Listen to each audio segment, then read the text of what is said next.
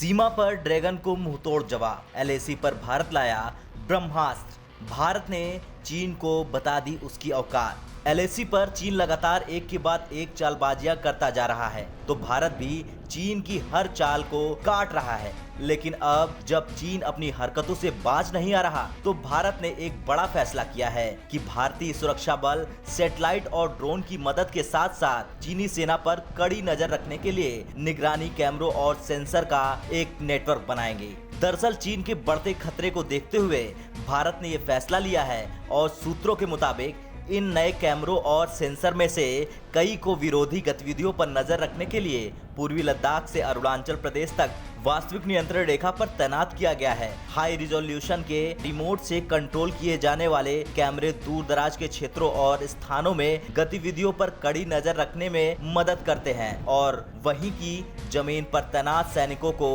वहां पहुंचने का समय भी देते हैं। इससे पहले भारतीय विदेश मंत्री एस जयशंकर ने चीन को दो टूक संदेश दिया था कि एलएसी की स्थिति में एक तरफा बदलाव भारत को मंजूर नहीं। एस जयशंकर ने यह भी साफ कर दिया था कि दोनों देशों के बीच रिश्ते सुधारने के लिए बॉर्डर पर हालात बेहतर होने चाहिए। इस तरह चीन को सख्त संदेश देकर भारत ने अपने मजबूत इरादे जता दिए थे। भारत ने साफ कर दिया था कि चीन अगर शांति के रास्ते पर आना चाहता है तो उसका स्वागत है, और अगर चालबाजी करने की सोच रहा है तो भारत उसका इलाज करने के लिए भी बैठा तैयार है।